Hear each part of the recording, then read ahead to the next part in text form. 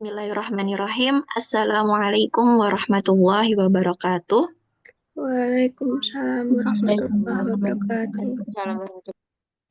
Alhamdulillahirabbil alamin wa bihi nasta'in wa ala umuri dunya waddin wassalatu wassalamu ala asrofil anbiya'i wal mursalin sayyidina wa maulana Muhammadin wa ala alihi wa sahbihi ajmain amma ba'du. Yang kami hormati Bapak Wirawan di MPD selaku Kepala Jurusan Tadris Ilmu Pengetahuan Institut Agama Islam Negeri Ponorogo. Yang saya hormati Ibu Uli Nuha Nurfaizah, MSc, selaku dosen mata kuliah Etnososioscience. Yang kami hormati Bapak Franky Nurfaria Pratama MS, selaku pemateri kuliah tamu pada siang hari. Dan tak lupa seluruh teman-teman konsentrasi biologi kelas A maupun kelas B yang berbahagia. Pada siang hari ini, kita berkesempatan untuk belajar bersama sekaligus menyerap ilmu dari pemateri kita yang luar biasa dan juga dengan tema yang tidak kalah menarik, yaitu ngebel memahami ruang kultural Bumi Reok dalam lensa interdisipliner. Nah, tema ini tentu saja sangat relevan dengan mata kuliah kita, Etnososioscience. Nah, oleh karena itu, marilah kita manfaatkan kesempatan berharga ini dengan sebaik-baiknya. Sebelum memasuki kegiatan inti kuliah tamu pada siang hari ini, marilah kita buka kegiatan kuliah tamu ini dengan bacaan Ummul Quran. Ala hadiniyah wa ala kulli niyatin sholihah. Al-Fatihah.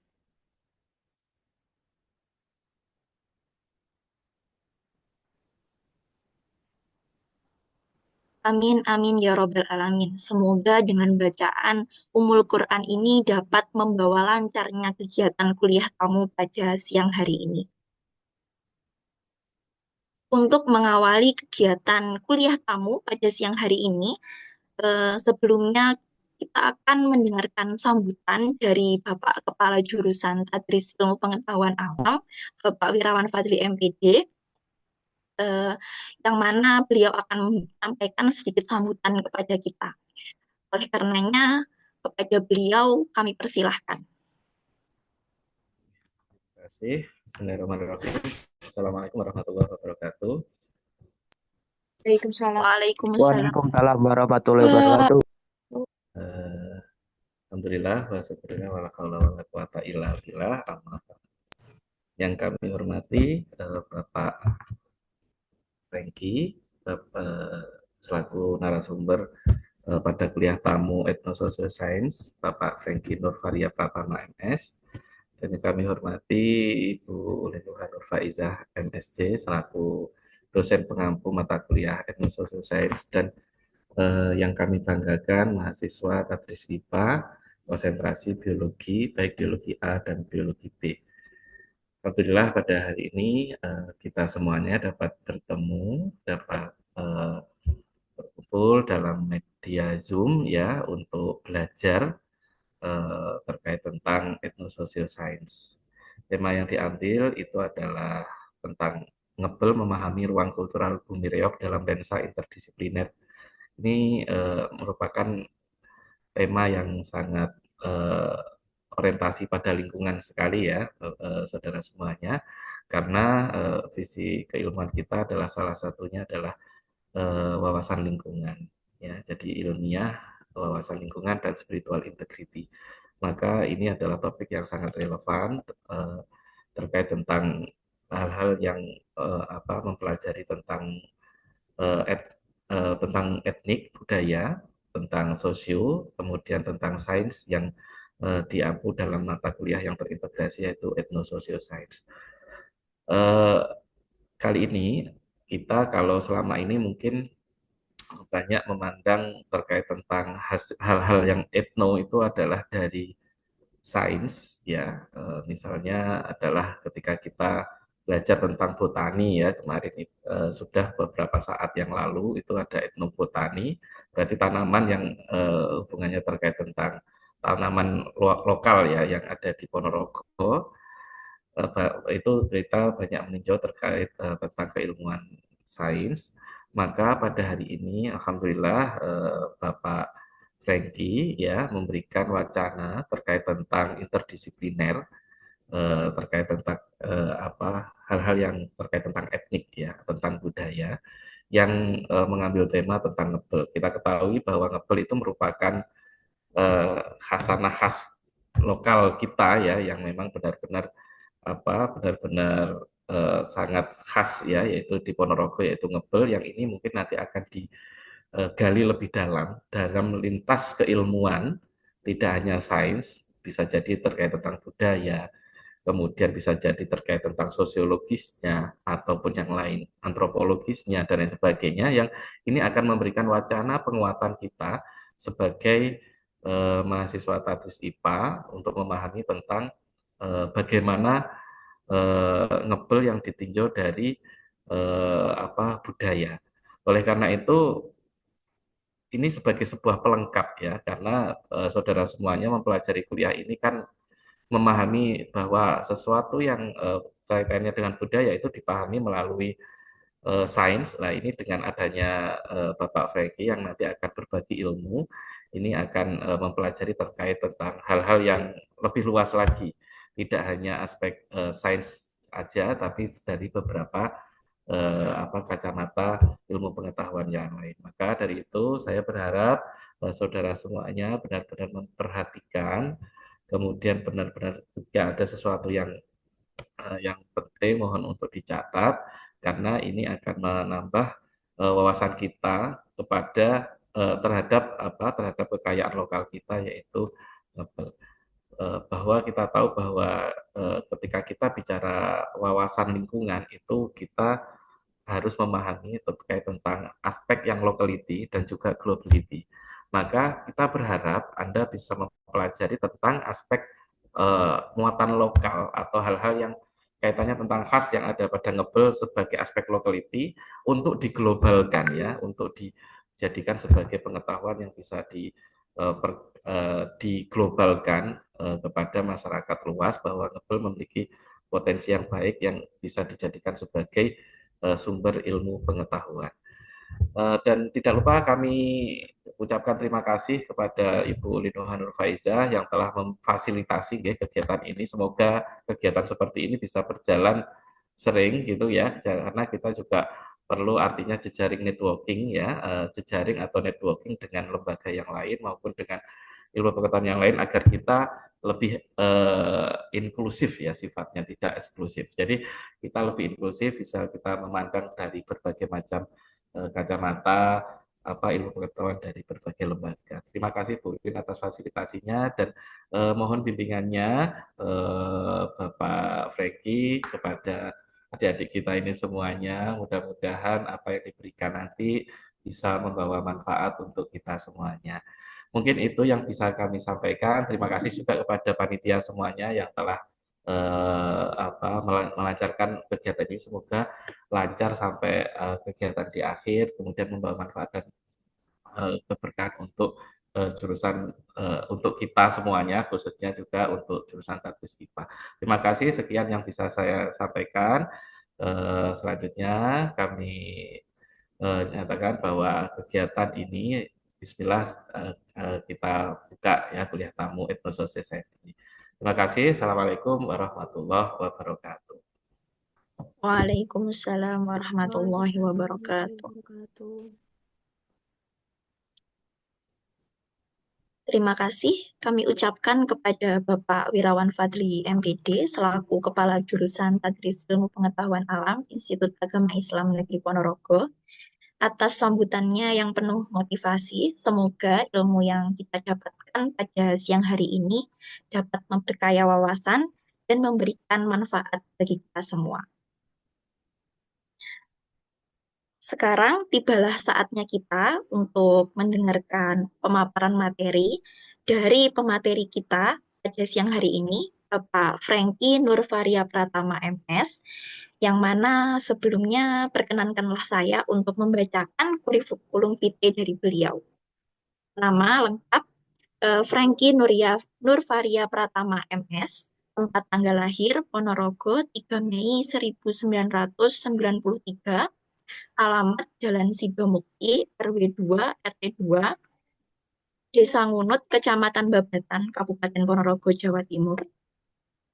Dan juga riwayat pendidikan beliau yaitu S1 Universitas 11 Maret Surakarta, program studi sastra Jawa, pendidikan S2 di Universitas Diponegoro Semarang, program studi ilmu susastra, dan juga riwayat pekerjaan beliau yaitu staf Humas Gerakan Menulis Buku Indonesia, staf LPPM STKIP PGRI Ponorogo, reporter Songgolangit FM, tim kreatif Melanesia, dan juga tim kerja Hello Motion High School Malang. Tak lupa beliau juga aktif di organisasi, yaitu sebagai pengurus komunitas Sarda Sala dan juga HMJ Pandawa Sastra Jawa UNS, kemudian Pangestika Wisnu Murti, DPD PCTA Jateng, Ketua Bidang Pengembangan Seni Budaya dan Olahraga Jawa Tengah, kemudian Dewan Kerja Cabang Kota Surakarta sebagai anggota evaluasi dan pengembangan, kemudian sebagai pengurus Jagongan Ponorogo, dan juga sebagai pemrakarsa Aksamala Indigenous Studies. Beliau juga aktif dalam berkarya, yaitu pertama itu mengenai retakan narasi historis Reok Ponorogo, persilangan cerita kerajaan Bantarangen dalam pertunjukan Reok Ponorogo. Kemudian yang kedua, kesenian Ponorogo tak setua itu sebagai artikel populer. Yang ketiga, ngebel dan isu krisis ekologis pelestarian lingkungan melalui pendekatan ekologi mistik dalam narasi serat centini sebagai artikel ilmiah. Kemudian ngebel sumber kabuyutan, The Reflection of Human and Natural Harmony through the Serat Centini sebagai artikel ilmiah. Yang kelima, sastra Jawa menjawab konsistensi antara reok dan reok sebagai artikel populer, dan juga beliau juga aktif dalam memperoleh penghargaan baik tingkat nasional maupun tingkat lokal, yaitu sebagai peraih penghargaan kategori excellent dalam Nusantara Akademik. Kemudian juara 2 nasional, lomba menulis dalam rangka Hari Bapak Pramuka Indonesia ke-109, juara 3 lomba karya tulis Pralaunching Golan dan Mirah web series, juara 1 lomba karya tulis kearifan lokal dalam rangka HUT Tentara Republik Indonesia ke-78 tahun 2023. Berikut beberapa chief yang dapat saya sampaikan dari Bapak Franky Nurfaria Pratama. Tanpa menunggu waktu, mari kita dengarkan penyampaian materi dari beliau. Oleh karenanya, waktu dan tempat kami persilahkan. Terima kasih, Mbak Aulia. Eh, Sebelumnya saya izin share ya, share screen. Udah kelihatan ya, teman-teman? Sudah, Pak. Sudah, Pak. Ayo, saya besarkan, Mas. Bismillahirrahmanirrahim. Assalamualaikum warahmatullahi wabarakatuh. Waalaikumsalam warahmatullahi wabarakatuh. Oh, kita nyantai saja ya. Anggap baik ini baru berada di warung kopi, biar nanti sama-sama bisa ini ya, saling ada timbal balik. Hari ini mungkin kalau dilihat dari judul-judulnya itu, wah interdisipliner ya apa sih? Gimana toh? Kayak gitu udah. Itu eh, kita cari di luar forum ini, kita sama-sama belajar kan di sini ya. Saya nggak, kadang saya juga agak ini ya, agak terlalu berlebihan kalau disebut pemateri gitu.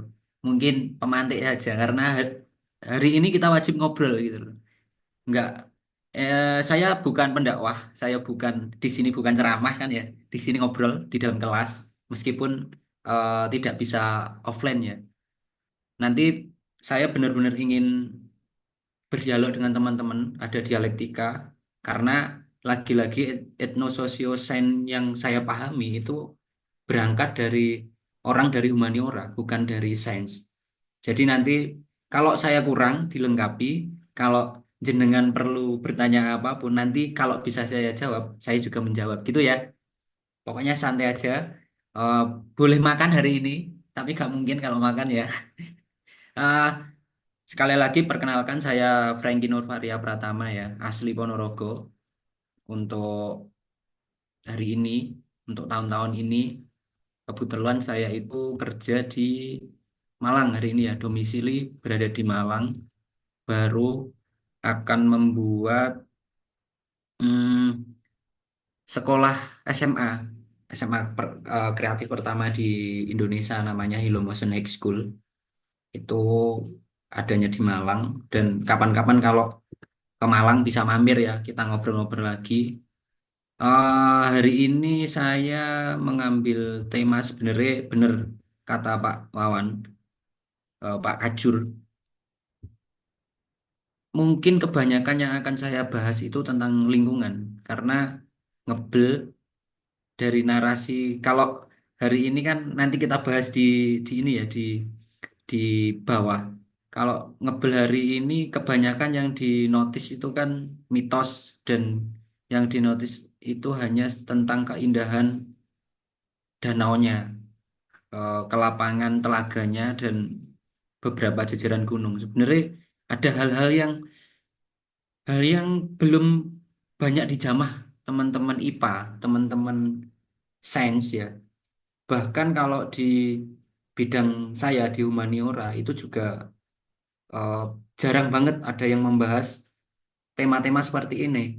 Tema-tema bagaimana caranya, kan saya backgroundnya itu sastra, filologi, naskah. Jadi hari ini teman-teman saya ajak untuk melihat ngebel dari naskah gitu, dari naskah abad 19 awal ya, 1814.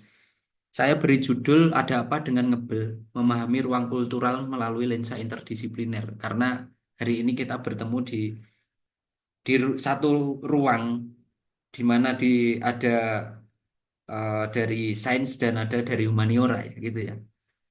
Hmm, sependek pemahaman orang humaniora tentang etnosains itu pasti langsung mengarahnya ke tiga hal ini ya, bahwa etno itu bukan di ini ya, dan ini untuk mendasari nanti perbincangan di bawah ya.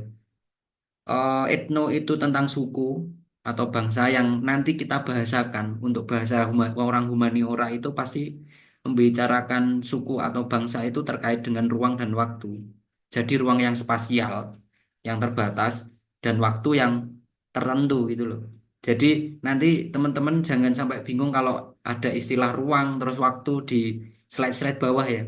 Dasarannya di sini, dasarannya keterbatasan, limitasi kalau kita bahasakan ya, limit spasial, apa, spasial space gitu loh. Karena bukan bukan tempat, ini ruang yang ada konsep dan ada materialnya gitu. Lalu sosiologi ini, kalau dari orang humaniora langsung memahaminya sebagai kelaziman dan interaksi ya. Kita apa, masyarakat lah, interaksi yang terjadi di dalam ruang dan waktu itu, di dalam etno itu tadi, dan terkaitnya dengan kelaziman zaman, bahwa sosiologis orang milenial hari ini kan ada Gen Z, ada milenial itu kan. Ini saja sosiologisnya kan beda, berarti kan terbatas waktu gitu loh, ada jarak gitu loh, bahwa milenial dengan apa, dengan Gen Z itu terbatas oleh interaksi di generasi mereka. Makanya saya anggap sebagai sosiologi, dan saya kurung lagi sebagai zaman atau peradaban gitu ya. Dan sains itu kalau hari ini dipandang oleh orang humaniora itu kan kayak berjarak gitu loh dengan humaniora. Padahal kalau di apa, digali lagi bahwa sains itu kan berangkat dari tradisi Aristotelian gitu loh. Ada di filsafat itu Aristoteles kalau teman-teman tahu bahwa metodologis yang sistematik terus harus ada sebab akibat atau kalau di bahasa Indonesia kausalitas ya yang berwujud yang material. Nah, itu kan tradisi-tradisi yang ada di pemikiran Aristoteles. Makanya eh, satu slide ini hanya sekedar untuk mendasari menyambungkan saya dengan teman-teman teman-teman IPA ya, teman-teman sains agar nanti teman-teman juga bisa memahami saya juga bisa tahu ruang lingkup yang diperbincangkan teman-teman gitu ya. Lanjut ya. Nah, kenapa kok eh, bagi saya etnososiosens atau etnosen atau sosiosens kan banyak hal ya. Ini penting untuk terjadi, diperbincangkan, jadi wacana. Itu kecenderungan tahun kemarin ya, pasca i- apa ya, eh wacana ini berbalik ketika COVID menyerang. Manusia kembali ke alam, dia dibatasi oleh yang namanya lockdown ya kemarin ya, dibatasi ruang di di mana dia harus memaksimalkan apa yang di dekat mereka. Itu memunculkan dua gambaran bahwa manusia itu harus dekat dengan alam dan kadang etno atau sesuatu yang tradisi itu harus kembali digali lagi. Sebelum itu kan kalau kita amati tradisional dan modern ini benar-benar tidak bisa apa bergabung gitu loh. Dia terus selalu saja kontradiktif gitu loh. Mesti gontok-gontokan terus kayak gitu kan. Dulu sebelum COVID itu terjadi. Setelah COVID menyerang terus ada istilah hybrid seperti yang kita lakukan saat ini itu kan udah mulai lentur. Tidak ada hal itu. Nah, hari ini di dalam wacana keilmuan pun sama bahwa perbedaan antara modern dan tradisional kalau jenengan semua amati sudah mulai tidak ada sekat gitu loh. IPA dengan humaniora, sains dengan humaniora udah ada penyatuan-penyatuan yang memang di Indonesia itu jalannya masih dicari. Kalau di luar negeri itu udah sustain, udah semua hal itu sudah berkelanjutan, sudah dipikirkan dan hal-hal yang sifatnya material dan non material jadi pengamatan bersama dalam satu ilmu pengetahuan gitu ya. Terus yang kedua itu juga soal pengaruh budaya. Kalau teman-teman amati BRIN kemarin itu kan juga mencetuskan satu penamaan di dalam penemuan awalnya. Penemuan salah satu spesimen ya nyebutnya. Itu kan juga diambil dari kultur, dari budaya gitu loh. Nah, ini kalau di dalam kayak ini yang istilah yang diambil dari di apa kata yang dicetuskan Oxford itu brain rot itu kan juga diambil dari kebudayaan masa lampau gitu loh yang akhirnya dimunculkan lagi lalu eh, pengaruh ini akhirnya hari ini benar-benar masuk kalau teman-teman nanti ngamati di kajian budaya ya ada vernakular itu juga pengaruh-pengaruh dari kebudayaan yang masuk di dalam eh, se- kulturnya pengetahuan ya. Kayak di arsitek itu kan ada bangunan vernakular kayak gitu. Nanti teman-teman bisa cari sendiri kok soal itu ya. Terus saya dalam kehidupan ini wis bener-bener kalau di Jawa itu hari ini udah mulai kembali untuk memperbincangkan kebudayaan dari sisi pengetahuan, tidak sekedar budaya sebagai satu imajinasi masa lalu yang benar-benar harus diamati dan tidak bisa bergeser gitu ya. Ini cuma sedikit untuk menyamakan persepsi aja ya, teman-teman. Nah, kenapa kok aku bilang tidak ada perbedaan antara di kelaziman di luar negeri itu tidak begitu kentara ya untuk melihat IPA dan dan humaniora, bahwa klasifikasi ini ada mentifact, ada sociofact, artifact, itu sangat umum di dalam perbincangan kebudayaan. Dan lagi-lagi, Julian Hockley itu seorang ahli biologi yang mencetuskan kriteria ini. Itu yang benar-benar teman-teman harus mengamini itu, dan ya lagi-lagi kita harus bekerja sama ya. Kita harus saling berkolaborasi gimana caranya eh, hal-hal dari kebudayaan itu juga bisa dipandang dari segi sains gitu loh. Nah, dalam memandang Julian Hockley dalam memandang kebudayaan itu kan dibagi tiga. Pertama itu mentifact, saya terangkan singkat ya, bahwa men itu berhubungan dengan konsepsi, dengan hal-hal yang belum terwujud ya, pasti masih abstrak dan kadang bersifatnya itu lebih dalam dari interaksi gitu loh. Kalau interaksi kan pasti kalau bisa dibilang dia berhubungan dengan satu atau dua orang individu, satu atau dua individu. Kalau mentifact ini ide gagasannya belum keluar gitu loh. Masih dalam pikiran dan menyublim masuk dalam bidang kepercayaan sesimpel tentang spiritual gitulah, mistik kayak gitu. Itu juga termasuk mentifact. Terus apa lagi ya? Terus ilmu pengetahuan itu juga mentifact, mentifact di masa lalu ya. Terus kedua itu sosiofact. Ini kita lihatnya dari interaksi. Kita bisa lihat dan batasi, biasanya terbatas tadi yang saya bilang ruang dan waktu itu kalau sosiofact. Itu nanti ketika kita sudah berinteraksi pasti muncul satu kesepakatan. Sebelum jadi praktek, itu jadi mentifact dulu.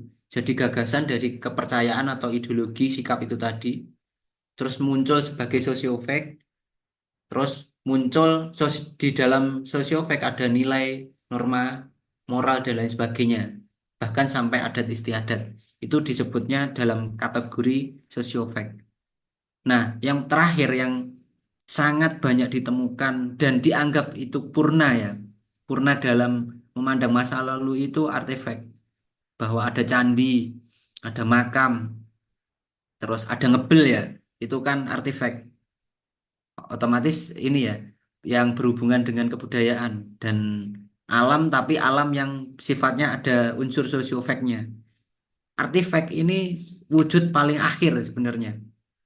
Paling akhir ketika mentifact, sosiofact sudah terkonsepkan, lalu muncul sebagai artefak. Ini tahapan yang dimana individu, entitas itu sudah mengcreate, sudah menciptakan apapun itu dari kultural mereka, mereka ya.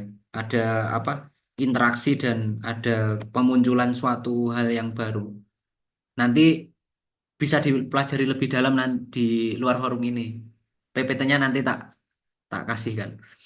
Nah, eh ketika orang humaniora memandang etnososioscience karena berhubungannya dengan objek, dan ketika di humaniora objeknya itu tidak terbatas ya, bahwa saya batasi lagi ke filologi, bahwa naskah, gini, filologi itu ilmu yang mempelajari tentang naskah ya, teman-teman. Jangan bingung. Ilmu yang mempelajari naskah, dia kalau di pondok itu kan ada yang namanya kitab-kitab itu ya, yang manuskrip. Nah, itu pembahasannya filologi. Nah, filologi itu berabad-abad. Nah, etnososial science ketika masuk dalam bidang filologi, kita gabungkan dengan humaniora, kita gabungkan dengan melihat naskah masa lalu. Nanti objeknya, perbincangannya terbatas di ruang dan waktu. Naskah itu berada. Maksudnya berada dalam imajinasi teks ya, bukan naskahnya ini. Makanya tak kasih artian ini. Terbatasi apa, di mana, kapan sebuah objek yang akan dipakai mencari jawaban dari sebuah tanya bagaimana atau mengapa. Itu hanya sekedar untuk memancing bahwa kadang apa yang kita lihat hari ini itu bukan representasi, bukan tiba-tiba warisan di masa Majapahit gitu loh. Ada perubahan terus kalau di kebudayaan. Biar tidak ada sikap yang aroganisme di dalam apa, penelitian, di dalam kesimpulan itu simpulannya terlalu simplifikasi bahwa di abad 14 itu sama dengan yang ada di abad 21 gitu loh. Itu nggak mungkin gitu. Pasti berubah. Nah, objeknya ini kenapa kok et, et, etnososiosen bagi saya, bagi orang humaniora itu benar-benar berada di ruang yang dia punya kehendak untuk merasionalisasikan kebudayaannya, merasionalisasikan apa yang absurd, apa yang obskur dan kaku di dalam kebudayaan. Ya kita tahu sendiri, apalagi di Ponorogo ya, kebudayaan itu dipandangnya sangat kaku. Nah ini kerja yang harus dilakukan itu oleh etnososiosen kalau di dalam ilmu pengetahuan. Nanti tak kasih kunci di dalam memandang kebudayaan ya. Nah, lalu saya masuk aja ya. Ada apa sih dengan ngebel? Ini lagi-lagi mungkin ya, mungkin apakah ngebel itu kayak gini?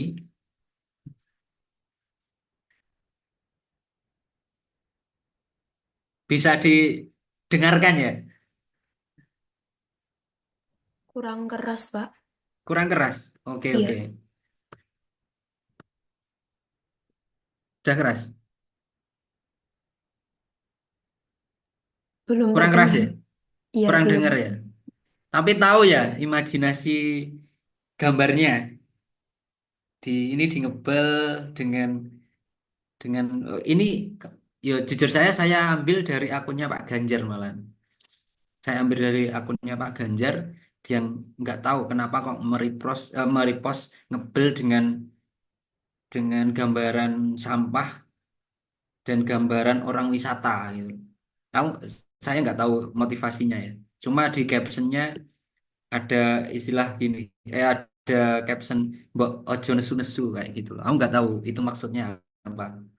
Nah, sebelum saya masuk ke ngebel, kita harus saya hanya share apa yang pernah diklasifikasikan oleh beberapa apa ini ya budayawan bahwa masyarakat Indonesia mental rakyat Indonesia itu ini saya ambil di hampir masa yang sama. LIPI itu pernah membuat survei di tahun 1970 bahwa masyarakat Indonesia mentalnya itu tak siap dalam pembangunan. Ini berarti em, eh, masa akhirnya eh masa awalnya Orde Baru ya berarti ya.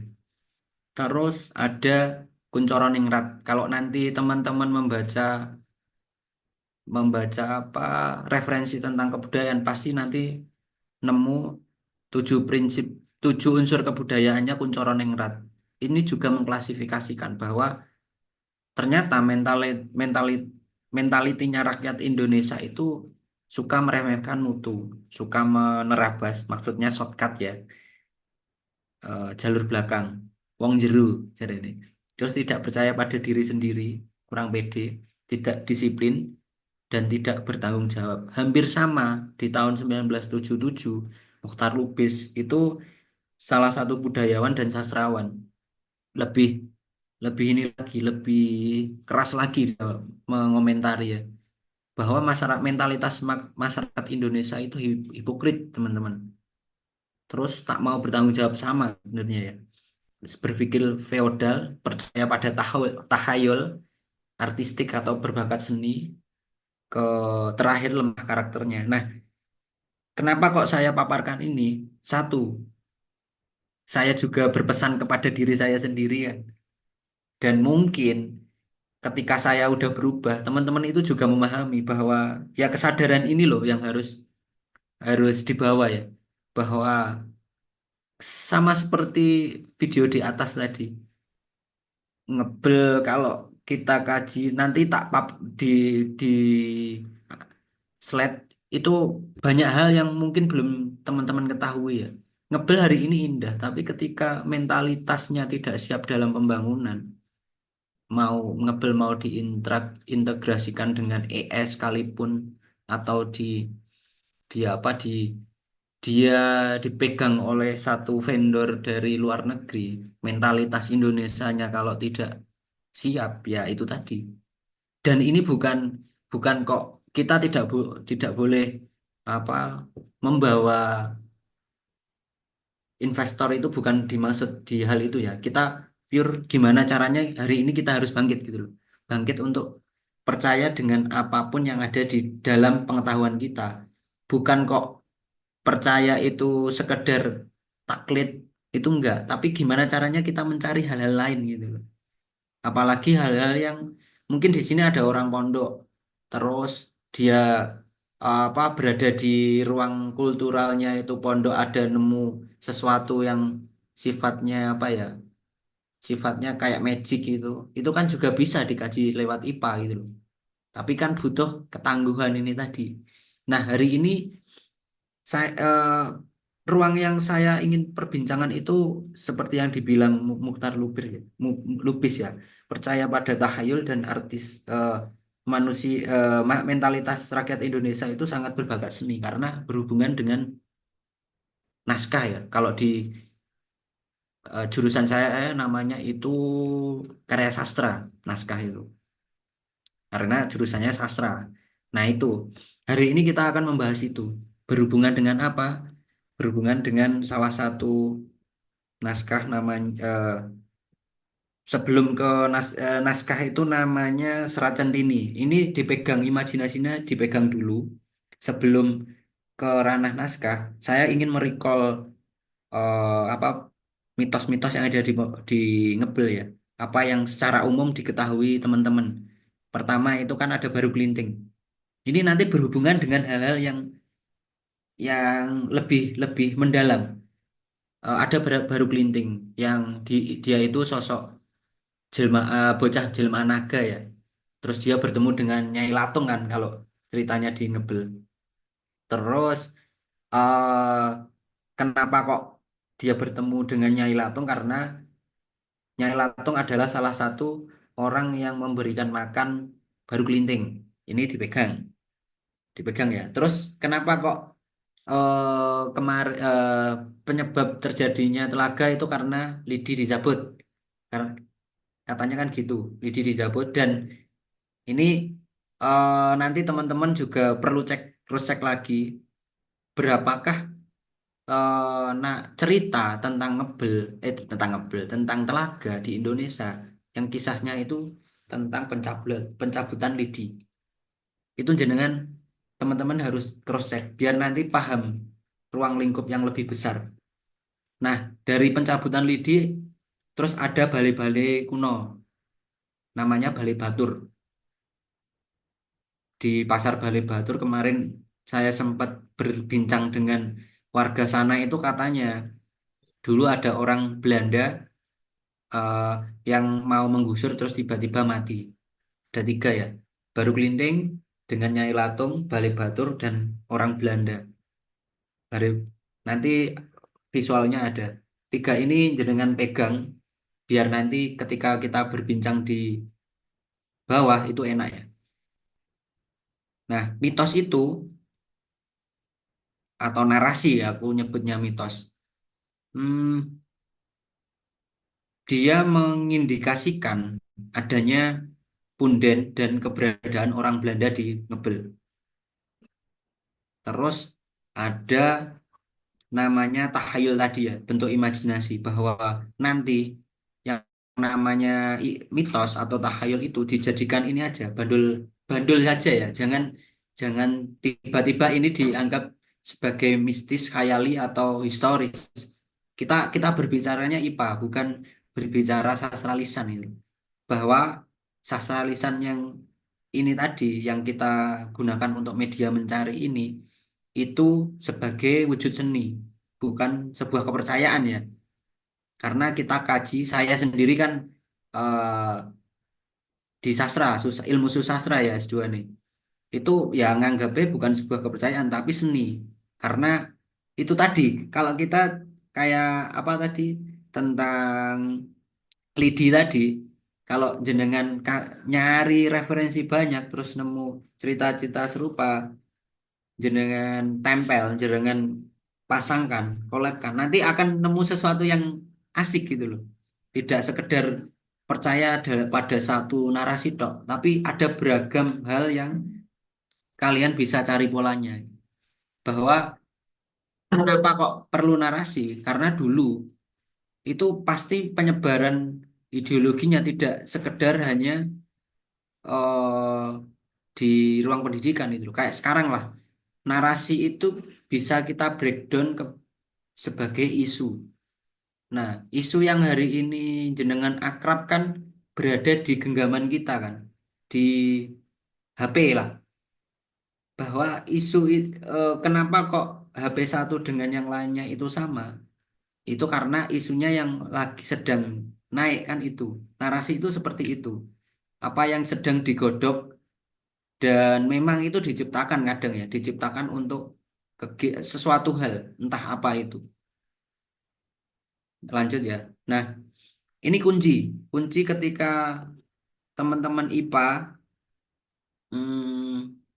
dalam melihat etnososiosens terus bertemu dengan ruang-ruang kultural, gimana caranya bi- bisa Anda kolaborasikan dengan apa dengan ilmu-ilmu yang sifatnya material ya. Itu kuncinya ini bahwa seperti di awal tadi kepercayaan, narasi atau mitos itu anggap saja sebagai satu tulisan gitu loh, teks yang pasti mengungkapkan beberapa hal gitu loh. Nah, karena salah satu apa tanda itu teks, cara pengungkapannya ini perlu namanya ilmu. Kalau di humaniora kan kalau di penelitian kualitatif kan instrumen utamanya kan peneliti gitu loh. Ini yang harus benar-benar disiapkan bahwa peneliti harus banyak referensinya.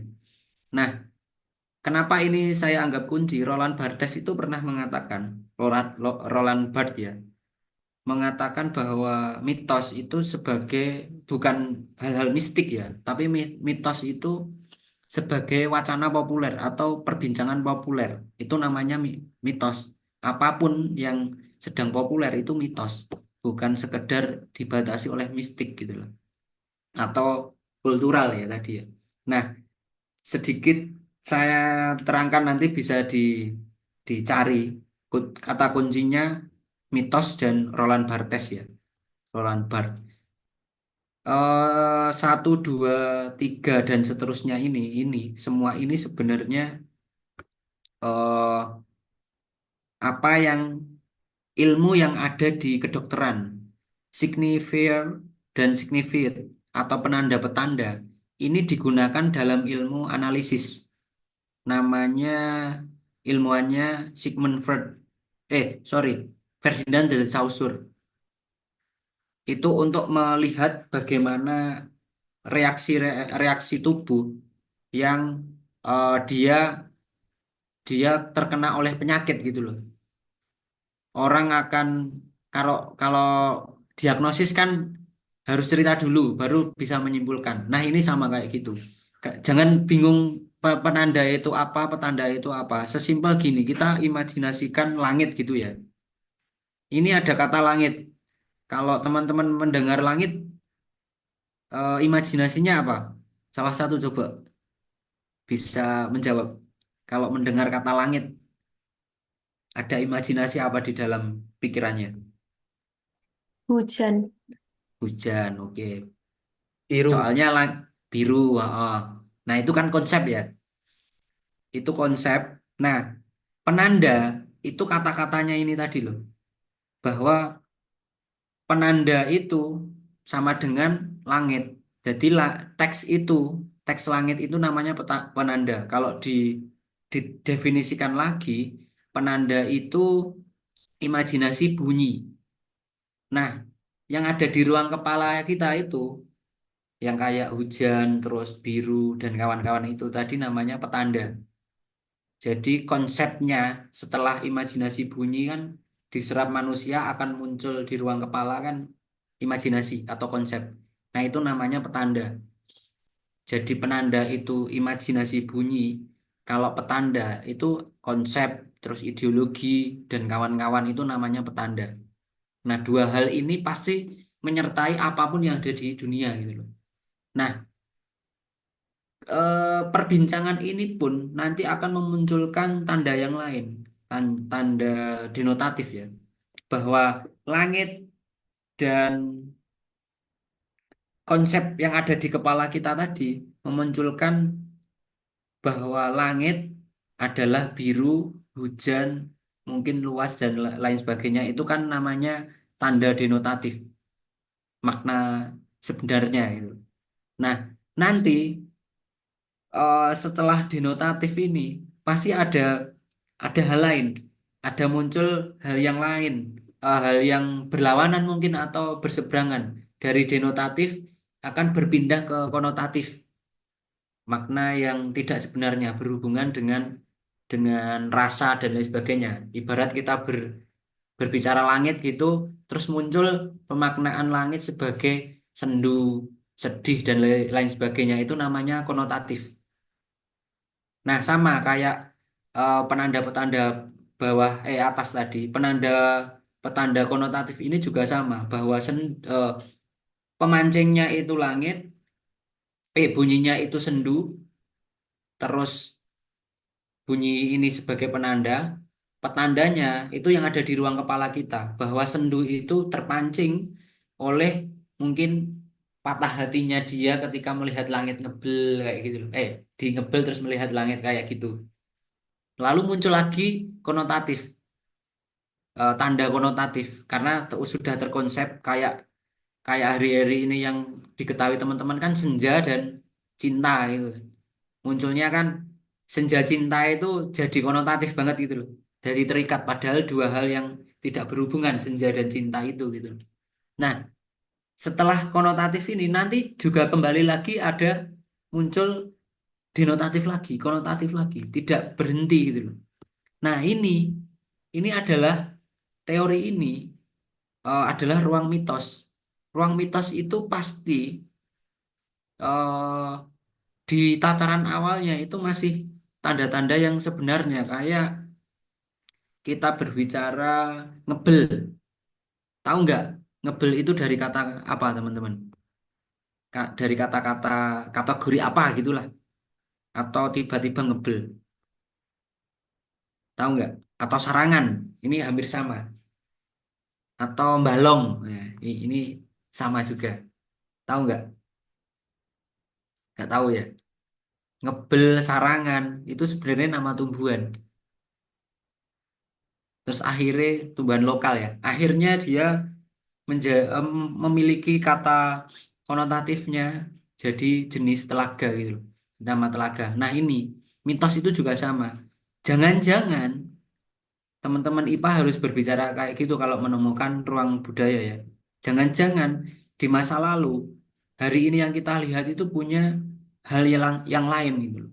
Yang kenapa kok kalau berbicara interdisipliner itu kan harus sering berkolaborasi kan hal di situ untuk melengkapi konsepsi yang tidak kita ketahui. Kayak saya nggak mungkin saya paham betul tentang etnososioscience. Hanya ini eh, terpegang ketika saya mengerjakan antropologi sastra dan akhirnya menemukan tetap ngebel ya kemarin objeknya menemukan hal-hal lain yang harus saya cari dalam bidang sains gitu loh. Nah, mitos ini benar tidak akan jadi eh mitos ini tidak mungkin kalau nggak jadi pegangan orang-orang humaniora, orang-orang kajian budaya dan ketika anak-anak IPA bisa membaca tentang ini, membaca tentang mitos dalam kacamata Roland Barthes memahami ini, nanti tidak mungkin ada keraguan dalam memunculkan satu konsep-konsep tentang IPA ya, tentang sains. Dan sains itu memang dari dulu ya kayak gitu ya. pasti harus memunculkan hal-hal baru yang sifatnya mungkin dari mitos dan lalu dirasionalkan gitu loh. Kan kayak apa matahari eh, mengelilingi bumi atau bumi yang mengelilingi matahari itu kan awalnya juga dari mitos, terus muncul muncul pembuktian kayak gitu. Ini lanjut ya. Nah, ngebel itu juga kayak gitu. Eh, Ketika saya menelusuri ini, terus tak munculkan dalam buku Ekomistisisme dalam Serat Centini ini. Ini terbit eh, 2024 akhir kalau nggak salah ya. Ini hari ini kalau di buku ini itu nggak begitu tebal tentang sainnya. Hanya sekedar aku kategorisasikan dan memang tujuannya untuk mencari kolaborator. Apa yang bisa dikerjakan pasca saya membedah Serat Centini ini. Nanti teman-teman yang tertarik itu bisa kita bisa bertemu lagi lah, bertemu lagi kita bisa ngopi bareng terus ya diskusi lah apapun. Nah ini objek ketika saya mengerjakan itu namanya Serat Centini.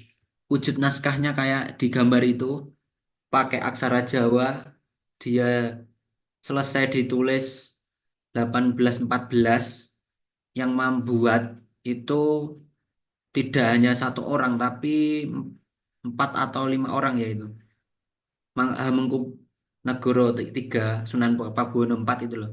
Ronggo Sutastro itu Ronggo Sutrasno itu bapaknya Ronggo Warsito III atau Mas Agus Burham yang ada di Tegalsari itu. Ronggo Sutrasno itu juga ke Tegalsari juga.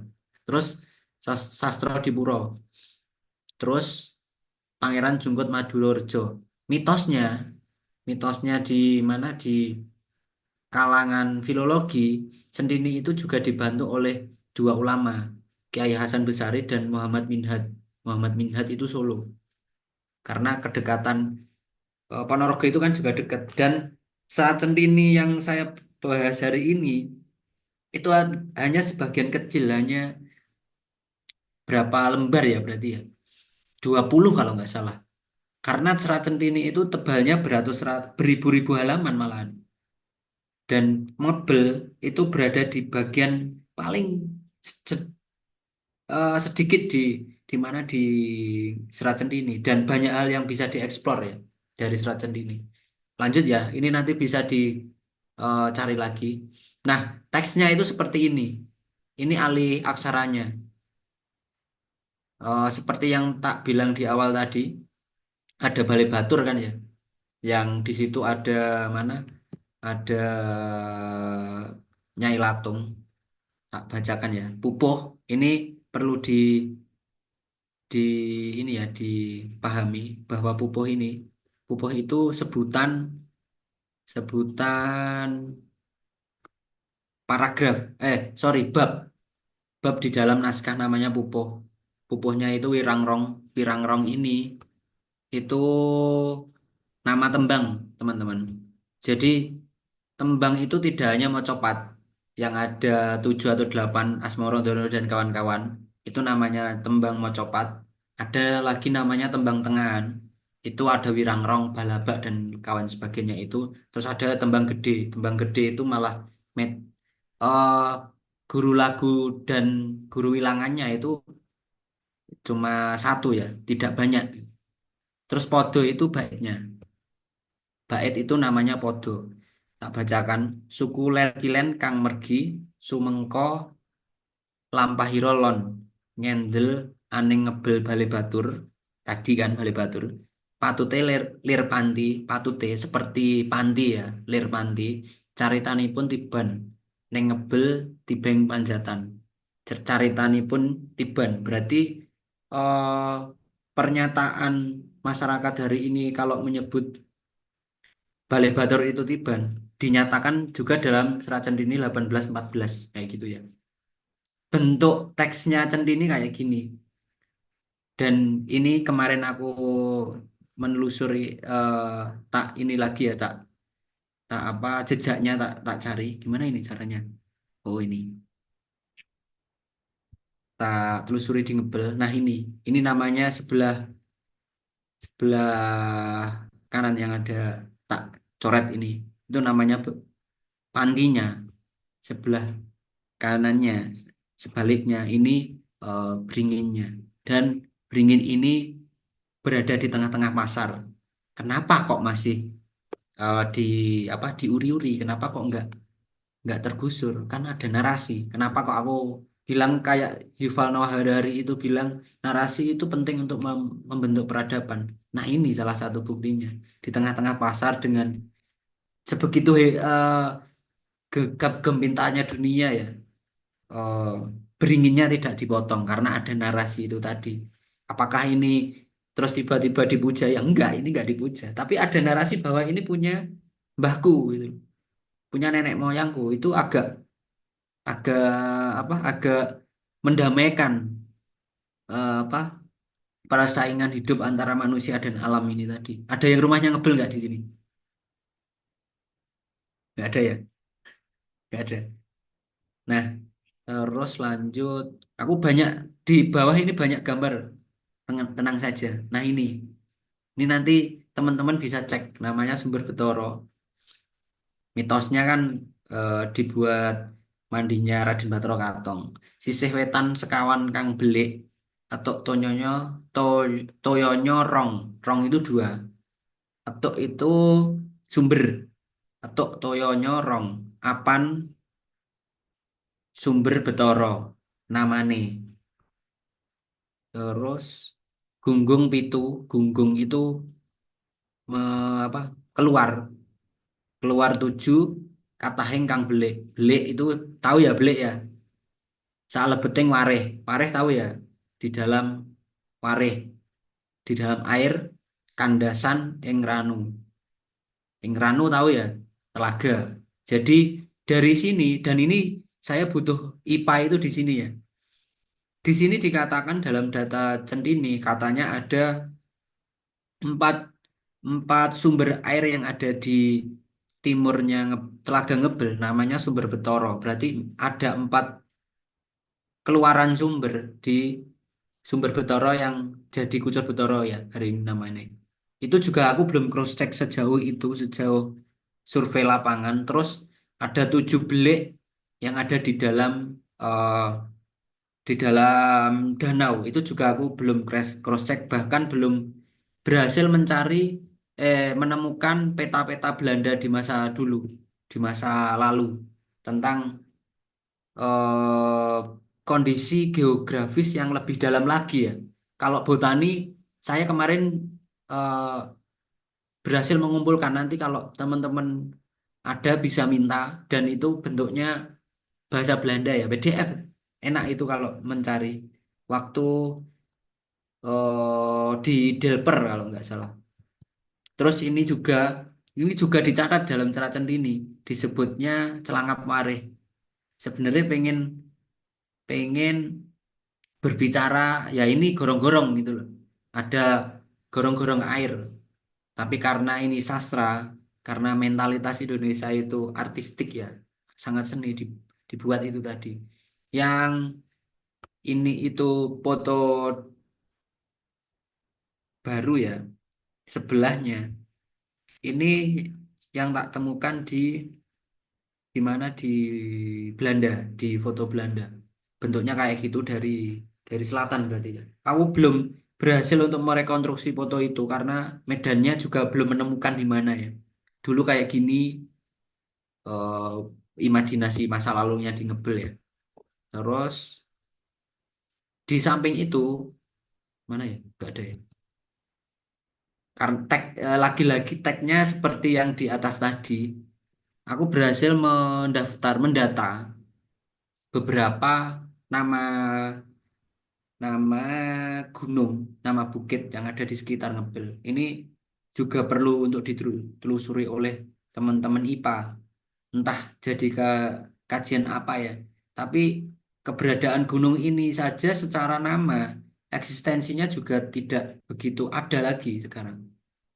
Teman-teman bisa bisa eksplorasi loh di salah satu gunung mana lah kayak gitu kayak eh Kumambang. Kalau teman-teman pernah di Ngebel itu kan pernah foto di Jorokan Bukit itu kan, yang ada di sebelah timur kalau nggak salah, di Ngebel yang jalannya sempit banget, tahu nggak? Nah itu namanya Kumambang. Katanya di bawahnya ada orang yang tapa, mitosnya kayak gitu. Aku juga di apa di per bukit ini pun saya juga belum pernah eksplorasi alamnya, belum pernah mendaki di sana. Nah ini salah satu yang menarik untuk teman-teman yang tertarik di geologi ya, ataupun efek-efek biologi yang bisa efek-efek geologi yang bisa mempengaruhi biologi, bisa ngambil namanya Geologische Onderzoekingen. Ini catatan tentang pembangunan irigasi Ngebel. Jadi Ngebel itu atau waduk itu dibangun, atau yang nampak tadi eh, nampak di peta Belanda itu yang membangun Belanda. PLTP itu yang membangun Belanda. Indonesia itu tinggal meneruskan. Nah, pembuktianku untuk mengkomparasi apakah nama yang ada di Centini tadi itu valid, itu dari data ini. Dari catatannya Hengeveld. Ini salah satu dia kalau nggak salah perancang ini ya, perancang bangunan. Tapi kalau dulu kan eh, dia arsitek, terus dia itu juga di mana di botani, di mana terus banyak hal yang ini dipegangnya gitu loh. Nah, di sini Anda akan di buku ini Anda akan menemukan banyak hal, salah satunya ini. Kenapa kok Ngebel itu dijadikan irigasi karena ada kebun kopi. Terus sebelah utara kalau kita apa, mendengar ya, bukan sebelah utara. Kalau kita pernah mendengar bahwa Telaga Ngebel itu Desember itu sering mengeluarkan belerang, ya kan? Ikan-ikan pada mati. Ternyata di ini peta ini yang putih ini. Bentar, nggak bisa.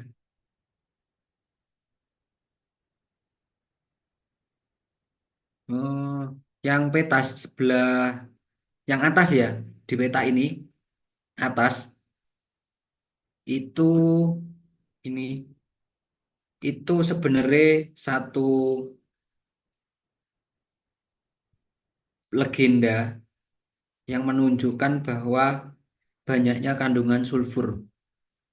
Jadi di geologi di bukunya Hengeveld itu sudah dijelaskan di sebelah utara itu banyak kandungan sulfur, bahkan ada temuan batu-batuan purba ya. Bahkan diprediksi Telaga Ngebel itu juga salah satu kawah purbanya Wilis, kawah ketiga kalau nggak salah. Nah dari sini kan nanti teman-teman bisa mencari tumbuhan-tumbuhan gitu loh. Kalau kalau tertariknya di tumbuhan ya, atau apa apa serangga ya, insek kayak gitu kan. Apa toh ekologi yang ekologis yang muncul ketika ada perubahan zaman ini. Dan ini dicatat ya sama Centini dan Engeveld. Selain itu,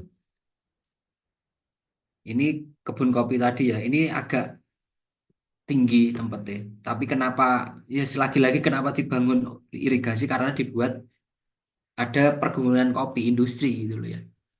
Nah ini yang benar-benar tak kumpulin satu persatu. Oh, ada namanya tumbuhan-tumbuhan yang dianggap dalam teks Serat Centini itu, aku nggak tahu kena motivasi pengarangnya itu mencantumkan semuanya. Tapi ini salah satu yang ingin saya cari lagi ya eksistensinya. Apakah beberapa hal ini masih eksis di Ngebel atau malah sudah hilang? Memang ini kalau di mana di dalam beberapa rujukan kan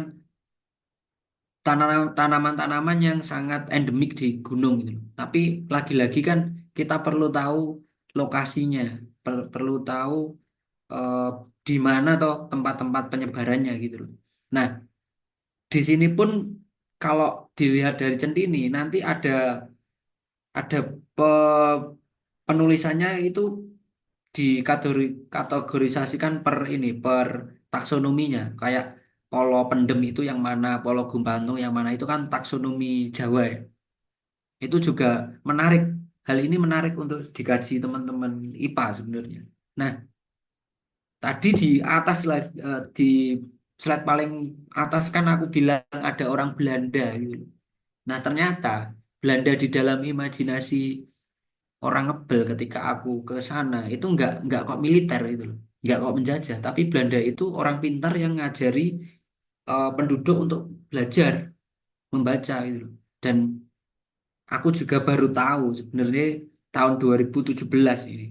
Ternyata ngebel itu jadi herbarium. Lokasinya di mana aku belum cross check lagi. Katanya di belakang pasar.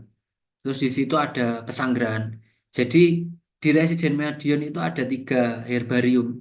Satu Sarangan, kedua Saradan, dan ketiga punya kita di Ngebel. Ya labnya ya, lab orang-orang me, mengumpulkan tanaman. Kenapa kok ada?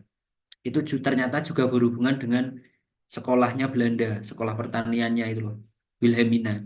Nanti baca aja. Ketika aku ke Sukabumi, itu ternyata ada beberapa tanaman yang di sekolah Wilhelminanya Sukabumi itu dari Ponorogo gitu loh. Itu yang aku juga kaget gitu loh. Oh, ternyata ada hubungannya sampai ke situ. Nggak hanya sekedar menjajah, tapi dia juga banyak banyak mencari hal-hal pengetahuan lokal ya, yang kita sendiri udah abai sebenarnya tentang ini. Nah, ini satu lagi yang dilakukan oleh ITB. Tak sertakan nanti ya di link. Udah tak sertakan nanti tinggal download. Ini beda pupuhnya, beda podonya. Apa ya? Teksnya itu dari naskah buku namanya Serat Centini tapi bagiannya itu beda. Ini di tahun 2018 dikaji oleh orang-orang ITB yang kalian juga harus membacanya ya. Nah, sampai pada tahap ini kita ya mitos itu boleh dipercaya, tapi ketika teman-teman berada di ruang akademis ya, berada di ruang ilmu pengetahuan, bagaimana kepercayaanmu itu menambah daya daya apa ya, daya interpretasi atau daya daya nalar yang bisa menghubungkan antar pengetahuan itu kan lebih penting. Jadi mitos itu kalau harus Anda coba hubungkan dengan jurusan teman-teman itu. Kalau mitos tentang A dibawa ke IPA itu gimana? Nah, itu harus dicari. Semisal kayak mitosnya Nyi Roro Kidul, ternyata LIPI sebelum jadi BRIN ya, LIPI itu membuat itu gitu. Dia menelusuri tsunami besar, tsunami besar yang ada di masa lalu itu lewat pemantiknya itu lewat mitos Nyi Roro Kidul bahwa ada sesuatu di pantai selatan, bahwa si Agus Mulyadi pun sama gitu. Bagus Mulyadi ya, itu kan juga menerasikan hal yang sama gitu. Imajinasi-imajinasi itu yang harus dengan bawa ketika berada di ruang IPA dan kebudayaan. Karena ini, karena ada STEAM. Kalau di mana di IPA itu kan STEAM-nya nggak pakai A. Kalau di humaniora itu ada A-nya. Ini benar-benar dimanapun hari ini diwacanakan. Jenengan kalau sekedar memilah-milah bidang, nanti akhirnya tidak bisa membaca secara utuh gitu loh. Nah, ini demi kembali ke hal itu, gimana caranya membaca utuh bidang-bidang yang barangkali hari ini dilihat tidak berhubungan, ternyata ada hubungan erat. Semisal pembagian kategorisasi budaya tadi, mentifact, sociofact, artifact. ternyata yang membuat kan biologi, ahli biologi. Kan ini suatu hal yang secara dohirnya, secara kasatnya kita nggak melihat sebagai satu eh, kesatuan, satu hubungan. Ternyata kan ada hubungannya. Ini yang harus jadi perhatian teman-teman untuk bergerak hari ini. Dunia itu sudah berada pada zona-zona yang semua itu dihubungkan, integratif ya. Itu yang harus kita dalami lagi. Nah ini Brin yang tak maksud tadi, The Untold Story Java Sodom Sis itu, si itu, dengan bisa akses di YouTube, dengarkan dan cara menelitinya itu bisa jenengan jadikan rujukan untuk meneliti mitos ya. Terus ada jurnalnya Mas Destario ya, Metusala, itu pegawai BRIN Purwodadi, Kebun Raya Purwodadi, itu malah lebih ekstrim lagi dia meneliti meneliti kategorisasi tanaman yang berada di Candi Borobudur di data satu-satu, terus direkonstruksi reliefnya, gambarnya muncul, terus dia dicari di apa katalog-katalog tumbuhan gitu loh, dihubungkan dengan tumbuhan-tumbuhan yang persebaran tumbuhan yang ada di dunia nanti untuk melihat mana yang tanaman lokal dan mana yang dibawa dari suatu daerah ke Candi Borobudur ke Indonesia gitu sampai ke historisnya kalau Mas Distario nanti bisa dibaca juga ini. Nah ini tahu ini apa? Ayo. Spesies baru yang ditemukan, terus ada nama unsur Madiun-Madiunnya, pokoknya pecel apa-apa gitu. Iya. Lupa. Eh, iya benar, Pecel Madiun. Ini wae sudah wujud salah satu wujud ini ya, integrasi antara interdisipliner, sorry, antara humaniora, pecel dengan kebudayaan dengan IPA ya, sains. Kalau orang humaniora memandang pecel malah lebih ekstrim lagi. Pecel itu bukan wujud makanannya, tapi pecel itu sausnya gitu.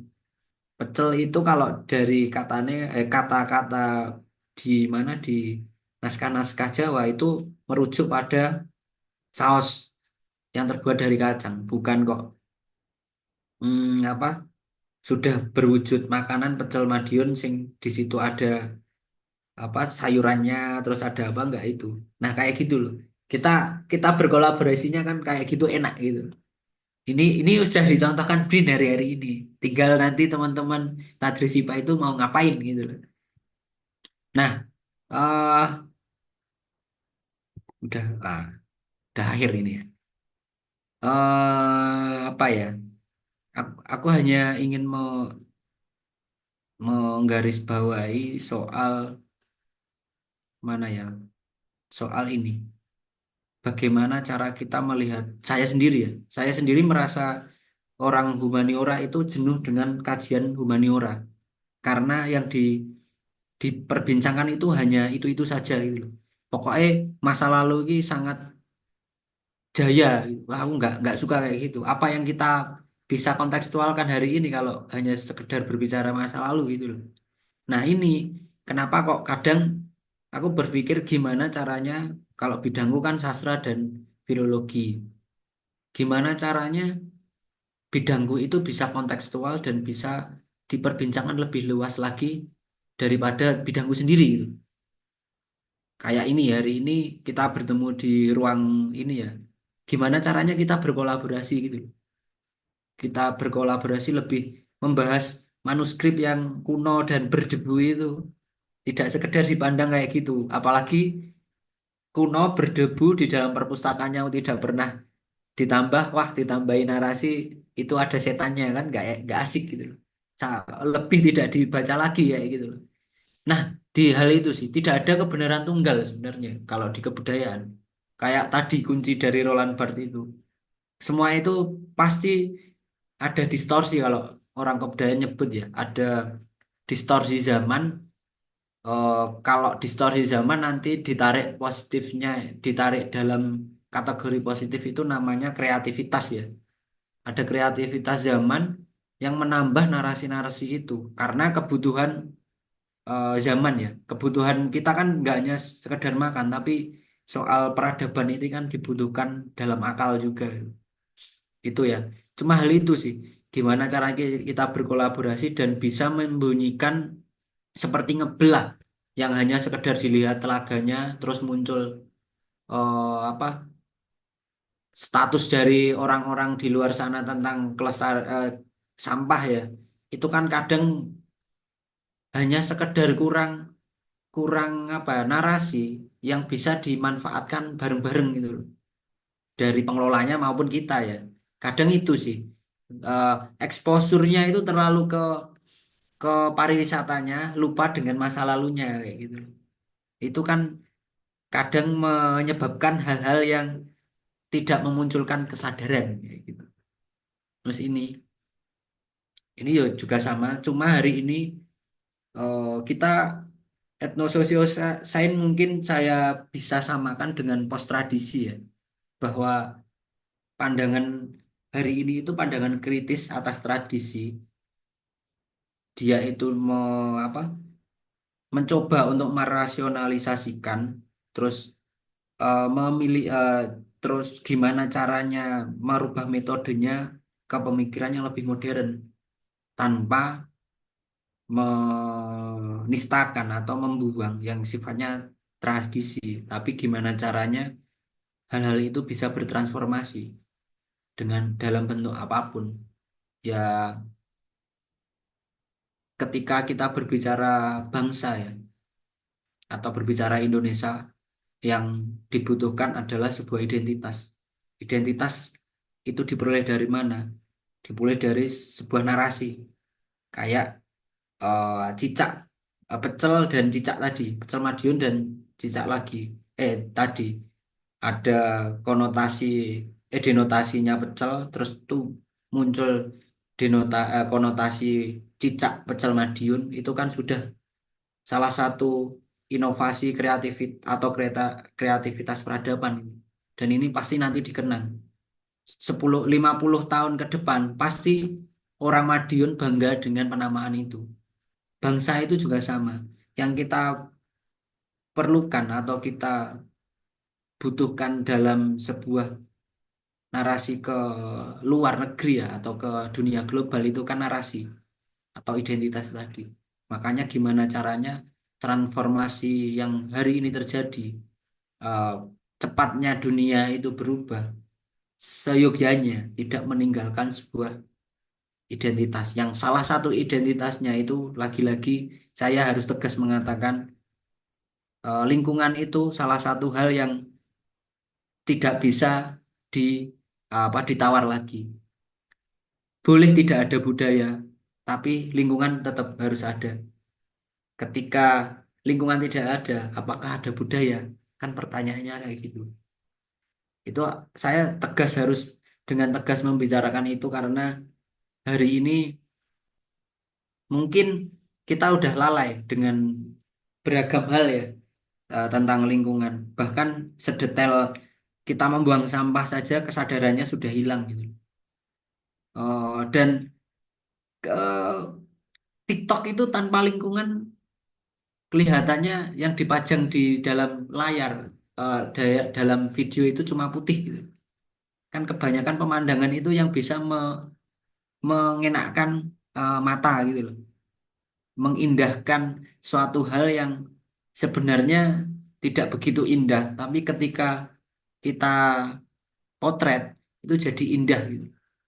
Bahwa hari ini boleh kita sangat akrab dengan AI, sangat akrab dengan komputer, sangat akrab dengan gadget ya, gawe dengan percepatan dunia ini. Tapi lagi-lagi tanpa ibu kita, tanpa bumi atau tanpa lingkungan ini, saya yakin hal itu semua tidak akan pernah terjadi.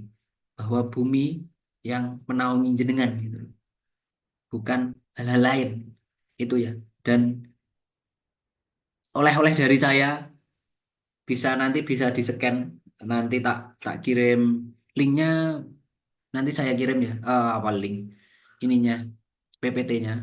Dan terakhir sebelum saya kembalikan ke Mbak Aulia,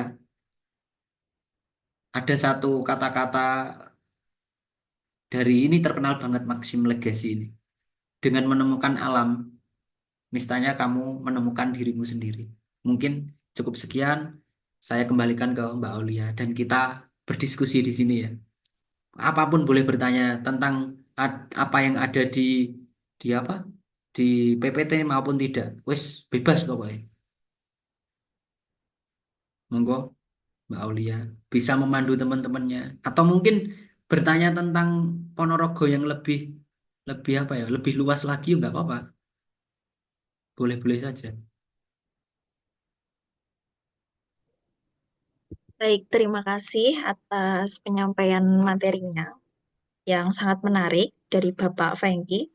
Sekarang kita masuk ke sesi tanya jawab dan diskusi. Saya persilahkan kepada teman-teman yang ingin bertanya, bisa langsung saja menyebutkan nama dan nanti bisa ditampung atau nanti bisa melalui kolom chat juga bisa. Eh, Jadi saya arahkan langsung kepada teman-teman yang ingin bertanya, silahkan. santai aja Izin loh. bertanya. Oh, ayo oke. Silakan Baik, Mbak. terima Baik, terima kasih atas waktu yang telah diberikan. Saya Dian Hapsari. Jadi izin bertanya, menginginkan dalam perspektif IPA, kalau kita misalnya eh, menjumpai kayak mitos atau adat itu kalau misal ada pohon besar, terus ada Mhm, hutan larangan, pasti dikaitkan dengan kalau yang segi masyarakat itu mitos. Tapi kalau mhm, di IPA mungkin di perspektif IPA itu kayak seperti upaya konservasi. Nah, mhm, upaya konservasi suatu hutan lindung atau sebagainya atau ya sesuatu yang dilindungi. Tapi kalau di perspektif masyarakat itu sesuatu yang dimitoskan. Mungkin izin bertanya kepada Pak Franky, bagaimana pendapat Anda dari sisi humaniora? Kenapa kok sesuatu yang mungkin dilindungi dalam mungkin segi IPA, nah itu bisa dimitoskan dalam cerita-cerita masyarakat atau dinarasikan? hmm. Terima kasih, Pak. Mohon maaf Oke. ini Oh, agak oh, itu kurang konsentrasi juga. oh. Langsung ya, langsung ya, Silakan. Ul. Gak apa-apa ya, sahur manuk gitu. Oh, ini, eh ada satu pertanyaan. Apakah semua masyarakat itu bisa memahami makna dari konservasi? Otomatis kan konservasi itu salah satu klasifikasi bahasa yang sering digunakan di ruang-ruang perkuliahan. Nah, kenapa kok ada narasi? Kenapa kok ada apa namanya? Bahasa lain ya? Ada konotatif ya. Ada bahasa konotatif yang tadi muncul kita sebut mitos tadi. Itu saya kira seperti kita ini jadi copywriting gitu loh. Gimana caranya kita bikin caption yang semua segmen masyarakat itu bisa menangkapnya. Nah, salah satu copywriting yang digunakan oleh mbah-mbah kita dulu itu tadi cerita mitos tadi. Pokoknya tujuannya konservasi kan sama dengan mitos bahwa keduanya gimana caranya melindungi si pohon inilah katakanlah gitu. Pokoknya nggak ditebang itulah melindungi. Yang sini pakainya istilah konservasi yang satunya itu namanya mitos gitu loh. Sama halnya ketika saya kemarin residensi di Sukabumi itu menemukan satu mitos untuk gelap namanya. Untuk gelap, gelap itu kalau di Jawa kan istilah lainnya itu ini ya, petir ya. Enek gelap di desa-desa nanti pasti masih menemukan itu. Untu kan gigi gelap, gigi petir itu. Mitosnya gigi itu karena tidak ini ya, tidak punya ilmu itu ya. Gigi yang dimaksud itu adalah gigi ketika ada petir menyambar, terus giginya tertinggal di dalam batu. Gitu. Ternyata gigi untuk gelap itu adalah gigi fosil megalodon, hewan megalodon itu loh. Karena tidak tahu kan dia kan berpikir kok ada ya gigi dari dalam batu gitu. Otomatis kan itu yang memunculkan satu asumsi dari masyarakat, apa yang hal-hal yang abstrak ini, absurd ini, yang tidak bisa dijangkau oleh otak kita. Ya udah kita munculkan aja si gelap atau petir tadi, bahwa yang bisa masuk di dalam, yang sering nyambar kan petir itu loh. Tiba-tiba nyambar kan petir. Kan nggak mungkin apa tiba-tiba pohon itu nyamber gitu, atau pohon itu berkemungkinan untuk tiba-tiba memberikan satu benda di dalam batu. Kan pasti menusuk dulu, batunya nanti apa pecah kayak gitu. Kalau petir kan nggak, ada yang disambar itu pecah, ada juga yang cuma gosong gitu. Nah itu imajinasinya gitu. Nah kenapa kok mitos itu ada muncul karena imajinasi yang saya kira ini teknologi ya bagi saya ya. Teknologinya masyarakat masa lalu, nenek-nenek moyang kita untuk membicarakan hal-hal yang kalau yang paling sederhana di masa manapun, apa kebutuhan dasar manusia kan makan ya. Otomatis gimana pun caranya kita kalau setiap hari itu harus makan. Apa yang eh, bahan makanan itu dari mana? Kan dari alam. Nah, satu kaitan ini kan lalu bisa memunculkan satu, kalau aku membahasakannya sakralitas atau ini kebutuhan primerku. Kebutuhan primerku itu makan gitu loh.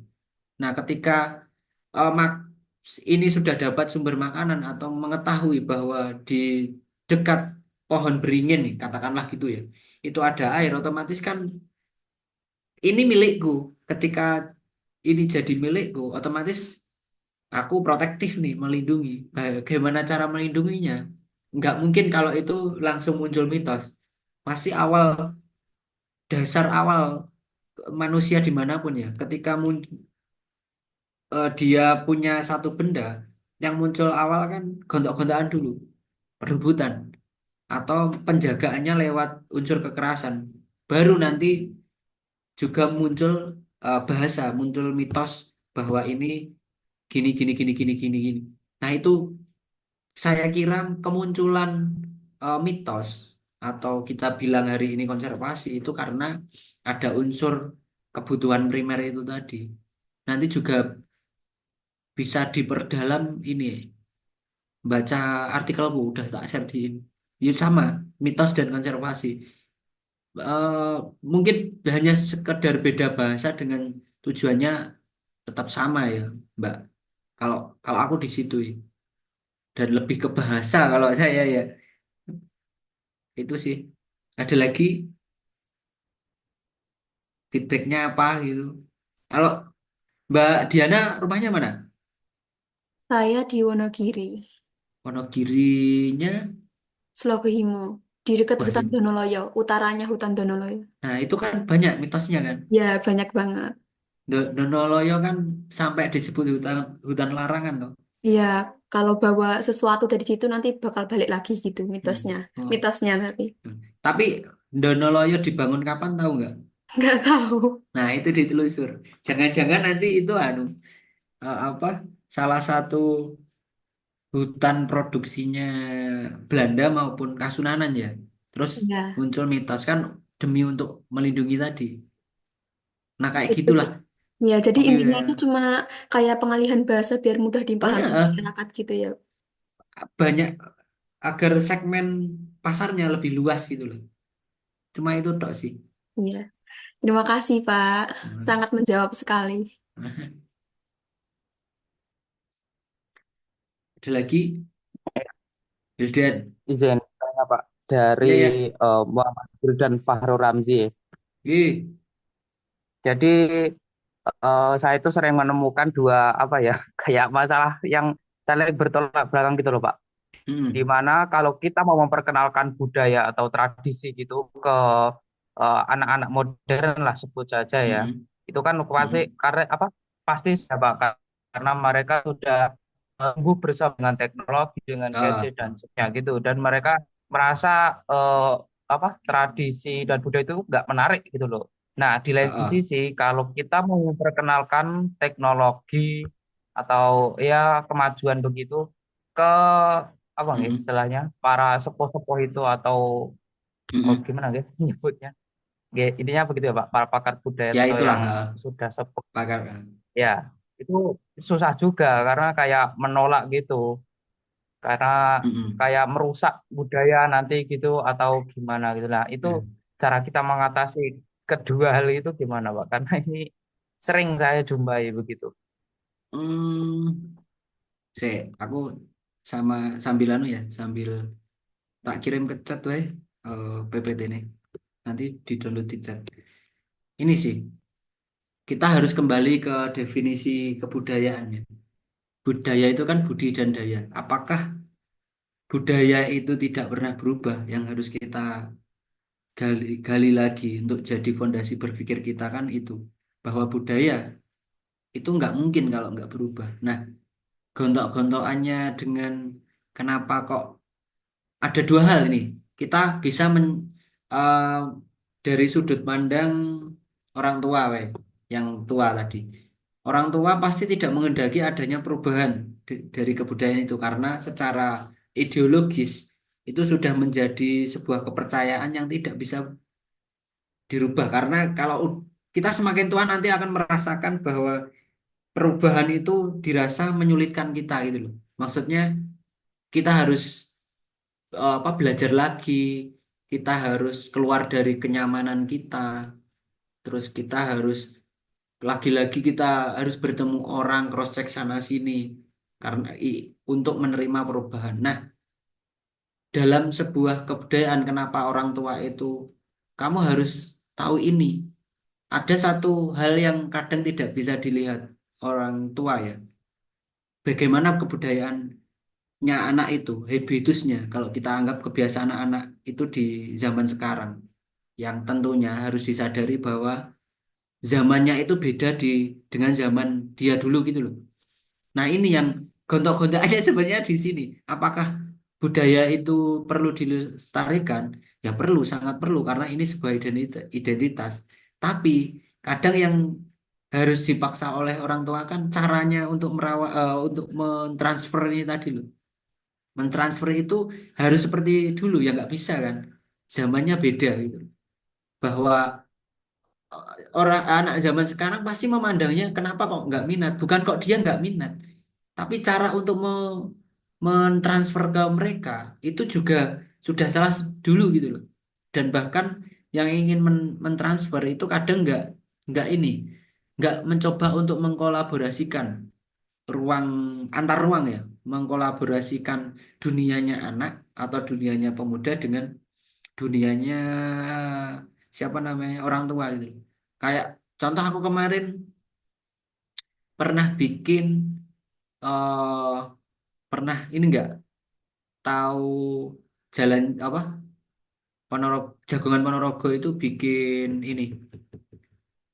field trip pakai sepur kelinci. Pernah pernah lihat nggak? Aku aku kemarin bikin itu hanya sekedar ingin mendekatkan sebenarnya. Apakah di sana akan bercuit-cuit tentang cerita sejarah? Nggak mungkin. Kekuatan orang sekarang itu tidak bisa kuat membicarakan hal-hal yang panjang. Harus pendek dulu. Memantiknya dengan cara pendek, baru direct berikutnya secara bertahap kita panjangkan gitu loh. Hal ini yang harus disadari dan kenapa kok ada gontok-gontokan itu. Sebenarnya ya ini cuma sekedar harus saling merendah ataupun kalau nggak mau orang tua pasti nggak mungkin merendah. Ya udah, coba yang yang masih muda ini eksperimen benar-benar dieksplor apapun yang ada di lingkunganmu di kebudayaanmu eksplor aja dengan catatan bukan tentang moral ya. Moral itu wujud kebudayaan tapi sudah bersangkutan dengan nilai-nilai sosiologis gitu. Moral itu bisa apa berubahnya itu harus dengan kesepakatan. Kalau eksplorasi individual itu bisa kamu lakukan sendiri. Takutnya, kenapa kok aku mendasari ini? Aku bilang eksplorasi eksperimen tadi. Eksperimennya terus ekstrim gitu loh di kebudayaan. Tiba-tiba ada gendurinan terus dibubarke, no kayak lo. Kan ya nggak asik gitu loh. Terus enek sajen diuncal-uncalke, no kayak lo. Halus saja gitu. Nggak dengan cara itu. Kamu tujuanmu kan sebagai anak IPA gitu. Munculkan hal-hal yang sifatnya logis. Hari ini anak-anak Gen Z, anak-anak sekarang, bahkan orang tua ini sudah mulai untuk mengikuti kalian sebenarnya ya. Kalau di Ponorogo sendiri ya, budayawan-budayawan di Ponorogo sebatas ini ya, lingkaranku. Siapa yang sering apa ngopi denganku, itu udah mulai mengikuti kalian. Bagaimana caranya dia memperbincangkan suatu hal dalam kebudayaan itu juga dihubungkan dengan saintifik gitu.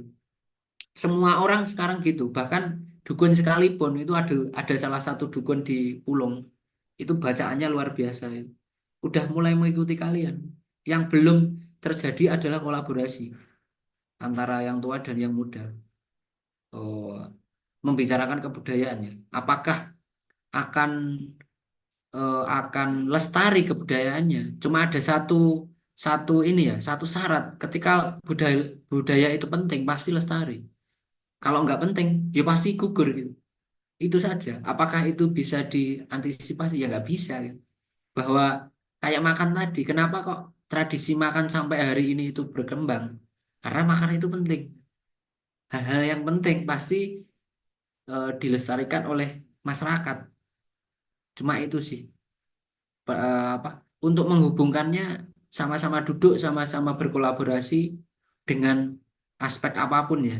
Entah dari seni, entah dari sains, entah dari apa ruang pertunjukan ya, ruang-ruang media sosial dikolaborasikan dengan catatan sudah terjadi duduk bersama dan yang akan terjadi awal pasti ada penolakan, pasti ada gesekan dan gesekan ini tidak kok gesekan yang besar ya, gesekan kecil, cuma kembali lagi perlu duduk bareng lagi dan ayo iki meh dibawa kemana.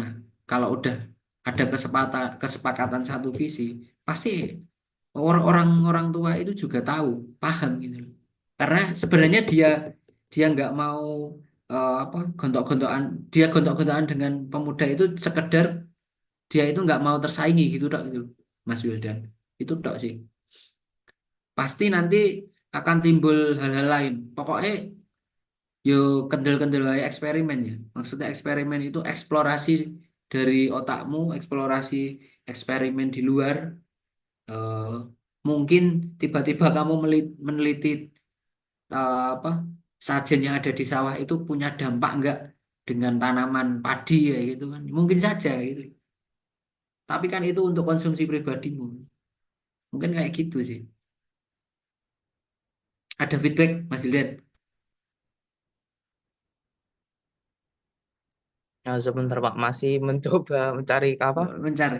yang relevan gitu Pak. Kalau di tempat saya, nggih. Hmm. Rumahnya mana? Saya aslinya di Pacitan, Oh, terus di Pacitannya mana? Donorojo. Donorojo. Donorojo. Kamu pernah pernah dengar ada kebun tebu atau kebun kebun apalah kopi atau apa gitu Donorojo? Pernah dengar gak? Kebun. Belum. Eh, Donorojo itu Apa terkenalnya? loh, tebu ada sih Pak, tebu. Kebun. Kalau Ada. Donorojo itu apa nggih? Apa? Waduh, saya juga agak bingung. Nah itu Kalau kan Pacitan itu ya tuna ya Pak ya. mm, Kalau tuna. Pacitan itu, iya. Oh, nah itu aja Kalau kan. Donorojonya Nah kurang. kadang ini kita Oh, perlu Donorojo. eh, apa? Oke, monggo. Enggak, Apa monggo, apa? monggo. Enggak, lanjut deh, apa? Oh, Jadi baru Oh, ingat Pak, Donorodo itu apa? banyaknya itu tentang pohon-pohon gitu. Biasanya Oh, Jati Mauni gitu masih banyak Pak di sana. Pohon-pohon besar gitu. Tapi ya itu ada keresahan sendiri. Kalau terus-menerus dihabiskan ya gimana nanti? ya itu no. Kalau soalnya kalau dari segi kebudayaan, Pacitan itu lebih kaya ini ya, kaya ritus. Maksudnya ritus ini gini, ada pemahaman kayak di Diana tadi bilang itu loh, tentang mitos yang ada di Pacitan itu malah lebih kaya gitu loh. Mitos dalam arti tujuannya konservasi ya, itu lebih kaya dan kebun-kebun yang apa Jati dan kawan-kawan itu kan punya sejarah panjang kalau di Pacitan. Bahwa di itu ada Kiai Jimat kan di Pacitan. Dan Iya, Kanjeng nah Jimat. itu wae juga berhubungan dengan Ponorogo, Kanjeng Jimat itu. Ponorogo yang nanti juga berhubungan dengan Pakubuwono IV yang menciptakan Centini ini loh. Salah satunya Centini itu berada di saya tak ingat-ingat jilid ke 4 kalau nggak salah ya. Cerita ketika Amangrogo itu tokoh di dalam Centini berada di Selaung bercerita tentang reog ya ini. Terus dia ke selatan ke Pacitan. Nah di situ pasti juga banyak ada sesuatu hal gitu loh. Minimal ada pejabat dan ada kebun gitu loh. Kan cross-checknya kadang Wildan itu juga bisa berbincang di pasar kayak gitu loh. Ngono-ngono wae. Sesantai itu gitu loh. Nggak kudu apa alah di keseharian wae. Kalau aku nggak tahu teman-teman itu masih memegang narasi ini nggak ya. Nih, kalau dari orang tuaku itu kadang kalau kita habis bikin mie nih, mie goreng ya, kita bikin mie goreng kan kita rebus dulu. Terus minyak ini kita ambil, kan ada air panas nih mendidih di dalam panci. Itu nggak boleh langsung disiram ke tanah. Katanya bikin bikin apa? Bikin tanaman cabenya itu mati, gitu. Entah di tanah, entah di kloset ya. Nek kalau kloset kan kadang mematikan bakteri kan, bakteri yang apa? Jadi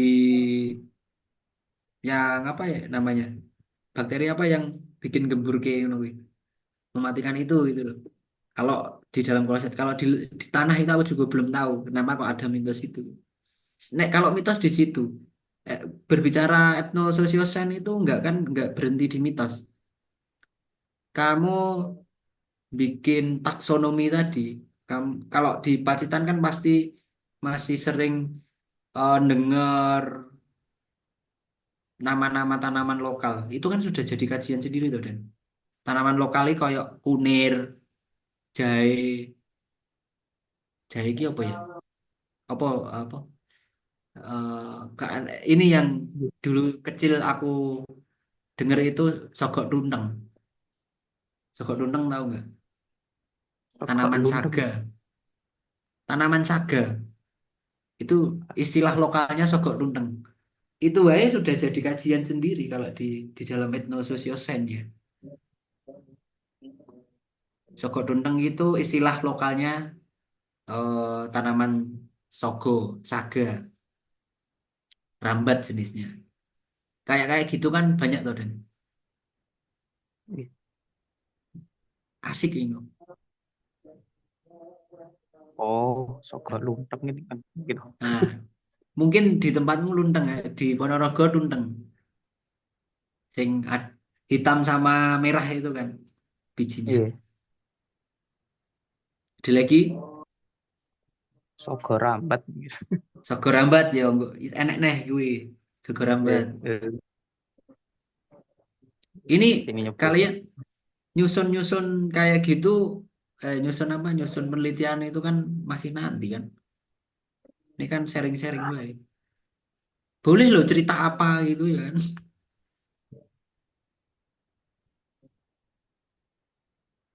Hmm. Artikelku enggak itu aja apa di scan kayak banyak ya tetap anu ya ngebel ya aku yang tak kumpulin di situ. ada beberapa artikel yang tak ambilkan dari punyane anak ITB Desario itu sudah tak kumpulkan ke Linktree itu. Nanti tinggal download, dibaca-baca, bisa didiskusikan sama Bu Ulin itu. Itu udah enak kok. Kuliah enak. Tinggal dengerin toh kuliah. Oke. Oh ya Pak, untuk nanti kalau misal mau apa menerbitkan artikel atau apa Mm-mm. jurnal gitu nanti itu gimana Pak? Apa prosedurnya yang pas gitu Pak? Loh, Itu nanti ada keluar mm, biaya tidak gitu? Karena saya kan selama ini kalau jurnal atau artikel kan biasanya kelompok saja ya Pak. Saya itu mm. pengen sesekali untuk yang saya pribadi begitu. Tapi udah pernah ini di submit, dikirim ke jurnal mana gitu? Belum. Belum Pak, belum belum terlalu paham Pak sama apa prosedurnya gitu loh Pak. Nanti lebih jauhnya tanya Bu Ulin ya. Tapi biasanya Oke. untuk me, apa, ada biaya translitasi. Jadi nanti dari jurnalmu kalau di Sinta, kan kategori Sintanya banyak nih.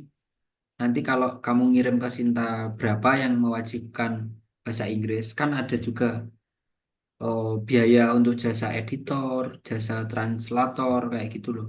Nah, itu include dalam submit jurnal. Biasanya kayak gitu.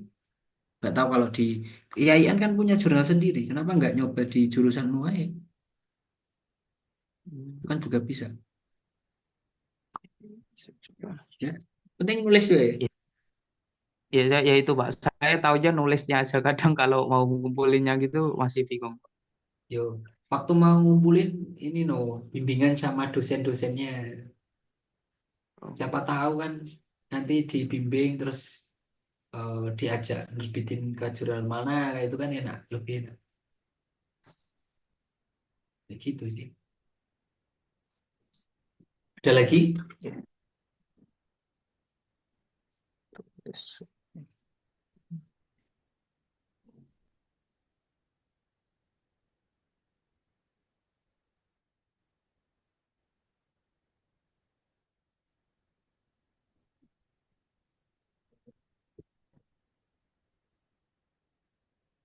Aulia,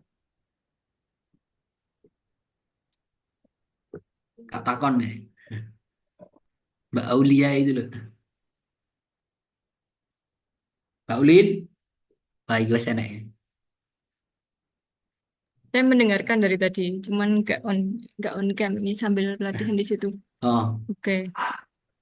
Eh, saya kira sudah cukup ya, ah, Kak Franky. Jadi siap.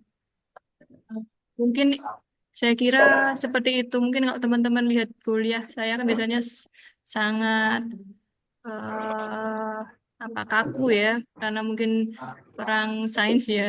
Nah, ini mungkin ketemu dengan Mas Franky atau Kak Franky. Saya biasanya manggilnya Franky ya. Jadi adik adik tingkat saya di waktu S1 dulu.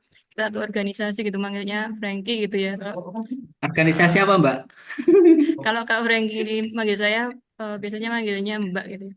Nah, ini kalau Kak Franky ini mungkin apa namanya lebih luas ya, karena beliau orang sosial gitu dibandingkan Ulin biasanya yang kaku gitu. Jadi teman-teman mungkin punya gambaran tentang etnososio ya, terutama di situ sosionya, mungkin juga etnonya juga ya lebih ke sosialnya ya, humaniora kayak gitu. Jadi kalau sains tuh memang agak kaku ya, karena dia bermain logis, kemudian benar atau salah kayak gitu biasanya. Jadi ada hipotesis kalau sains itu kan benar atau salah gitu. Kalau di sosial kan nggak gitu ya. Jadi itu mungkin Enggak. teman-teman ini juga ya di sosial itu kan ada tengah-tengah juga ya, Mas Franky ya. Ah, Nah, itu bedanya orang sosial dan orang sains ya. Tapi saya kira itu ya ini kita yang interdisiplinernya di situ ya, Mas Rengki ya. hmm. Jadi luas gitu. Kemudian saya kira tadi pandangan yang sangat luar biasa gitu dari orang Ponorogo asli ya, Mas Rengki ya. Li. Itu untuk teman-teman mungkin yang juga di sini kebanyakan Ponorogo kayak gitu kan. Kalau dari saya kan nggak akan dapat seperti ini ya. Saya orang Jawa Tengah ya, nggak ini. Nah, ini luas ilmu yang sangat luar biasa. Research yang dilakukan oleh Mas Franky sendiri ya, banyak ya tadi membaca surat centini dan lain sebagainya. Ini saya sudah mendengarkan ini dari tahun berapa Mas Franky saya di sini ya, tentang 2017. serat centini ya, maksudnya tentang serat centini ini kan udah kayaknya Mas Franky sudah apa eh, dari kemarin-kemarin Sering. kayak gitu ya.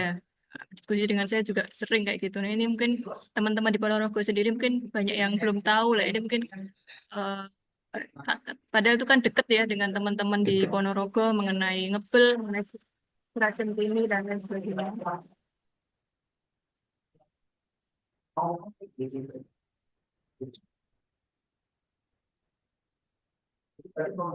Oke, jadi kayak gitu.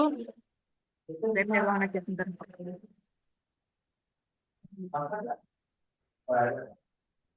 Rapat, Mbak? Enggak, Ada jadi rapat? ada pelatihan di lab, Oh, pelatihan penggunaan alat baru. Jadi sangat luar biasa sekali ya. Saya kira ilmu dari Mas Franky tadi juga membahas tentang mitos ya. Meskipun saya udah wanti-wanti Mas Franky ini tadi, tapi kayaknya aman ini tadi. Jadi jangan bahas mitos yang terlalu lenek-lenek gitu, nggak dibolehin Bu Ulin gitu ya. Tapi kayaknya saya dengar tadi aman lah maksudnya. Bisa dijelaskan secara sains ya, Mas Franky ya. Gitu. Saya kira teman-teman tadi gimana Mas Franky? Sangat bagus nggak pertanyaannya? Atau seperti apa? bagus, Mbak. Oke, jadi Bagus itu.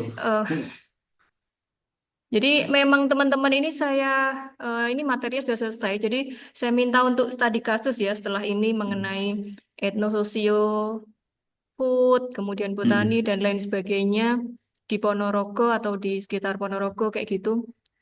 Eh, nah ini nanti hasil akhirnya juga saya harap bisa masuk ke artikel jurnal gitu. Nanti Ah. tapi dihubungkan dengan pembelajaran IPA tentunya. Jadi Mm. saya bawa ke sana kayak gitu. Paling enggak ada pandangan itu karena saya lihat kayaknya belum banyak dikaji ya, Mas Franky ya. Belum banyak, sangat Makanya ini minim. peluang yang luar biasa sekali. Jadi teman-teman saya harap kenapa kok ada kuliah tamu ujuk-ujuk gitu ya. Saya harap ada pandangan bagus gitu mengenai nanti ketika pandangan membuat pembahasan dan lain sebagainya dari sisi sosio humaniora ya. Mungkin kalau sains juga dari saya udah banyak gitu, dari teman-teman belajar sehari-hari juga sudah banyak. Tapi kan dari sosio humaniora ini kan belum pernah gitu. Mm. Enggak, jadi dengan adanya Mas Franky di sini sebagai pembicara kali ini, saya harap teman-teman mendapatkan pandangan itu. Itu saya berterima kasih sekali ya Mas Franky ya. Oke, Mbak Ulin. Gitu. Bu Ulin. Oke. Eh, kurang lebih seperti itu. Mungkin ada tanggapan dari teman-teman. Oke, Nanti ini kalau tadi bagaimana? kalau ada pengen diskusi, nggak apa-apa loh. Chat-chat wae apa. Oke, ya Kalau ini Mas waktu Franky. pulang nggak apa-apa. Oke.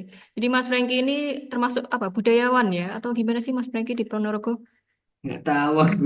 Ya, budayawan ya. Budayawan. Mungkin Ini tim budayawan ahli cagar budaya sih. tim ahli cagar budaya. Jadi teman-teman mungkin bisa kalau butuh explore lebih banyak gitu ya. Ini atau pengen Aman. wawancara, kemarin kan saya minta wawancara juga. Ini bisa salah satunya nanti sumbernya mungkin dari Mas Franky kayak gitu. Kalau nyambung ya, itu gitu. Saya terima kasih Mas Franky. Ini juga tadi salam Oke. dari Pak Kajur tadi harus menguji Oke. tesis, jadi harus keluar duluan kayak gitu. Itu Salam dulu ya, Mbak. iya. Terima kasih Mas Franky. Oke. Oke, ini saya kembali sudah cukup ya Mas Franky ya. Cukup, cukup, cukup. Oke, saya kembalikan ke Mbak Aulia, monggo. Baik, alhamdulillahirrabbilalamin. Tidak terasa kita sudah sampai di penghujung kegiatan kuliah tamu pada siang hari ini. Saya ucapkan banyak terima kasih kepada Bapak Franky Nurfaria Pratama MS yang telah sudi memberikan berbagi ilmu kepada kami.